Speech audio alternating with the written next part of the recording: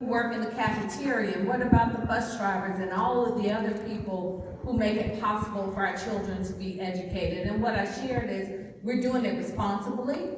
That's a start. Doesn't mean that it's the end, but it is a start, and we know that our state budget can absorb that.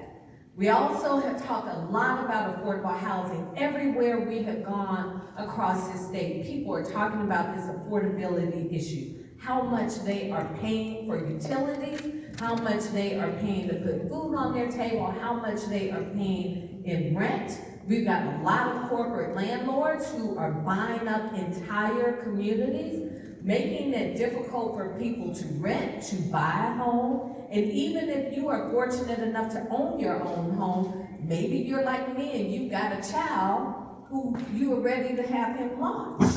And you want to make sure that he can afford to go out on his own and spread his wings. Maybe I'm just preaching to me today. But that's an important issue. We talked about this workforce training so that our kids and our young people, and even people who want to be retrained for other careers, like my mother, for example, who worked for many years and then went back to cosmetology school at night, creating an entirely different career that allowed her to own her own small business for many, many years. That small business put me through college, making sure that people are able to access training, creating a pathway for free technical and community college in this state. We've also talked about small businesses. Our small businesses have been hit especially hard with the tariffs that have been put in place, making sure that we are offering support to our small businesses, access to opportunity, access to programs that doesn't always trickle down into communities, making sure that we are leaning in on that. And then, let's see, did I miss anything else, Rashad? Rashad's my campaign manager. I feel like I've gone through the whole list, but if I did, I know I'll come back to it. All right, so when I launched this campaign, you all may or may not know, I was the mayor of our capital city. And before I was the mayor of Atlanta, I had an opportunity to serve on the Atlanta City Council, had an opportunity to sit as a judge. I went to FAMU right down the road. All right, any Rattlers in the house? All right, Rattlers, thank you, Rattlers. Georgia State for law school. All right, Georgia State.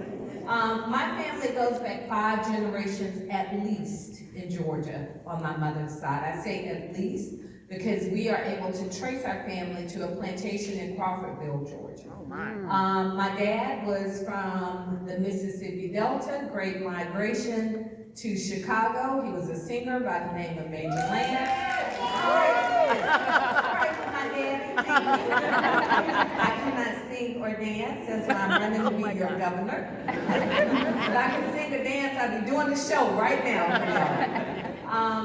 But there was an opportunity that he found in this state, even in the 1960s. So it wasn't just my mama's pretty face that brought him back, that brought him back to the South. But there was something promising about this place, and what we know is that that promise still exists.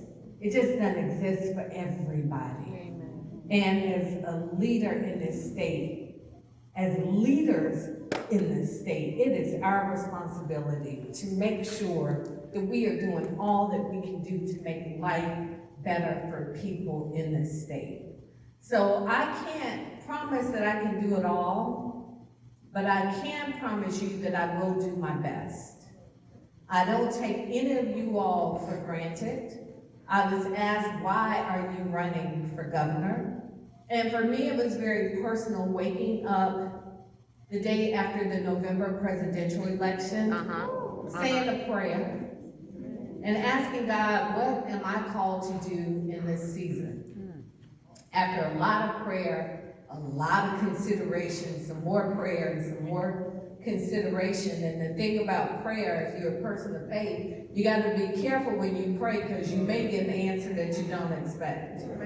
But for me, it was presenting myself as a candidate for governor, people have asked, well, you didn't run for a second term as mayor of Atlanta, why would you do this? And what I shared is, you know, I was very proud of my record as mayor of Atlanta. And for everything, there's a season. And in that season,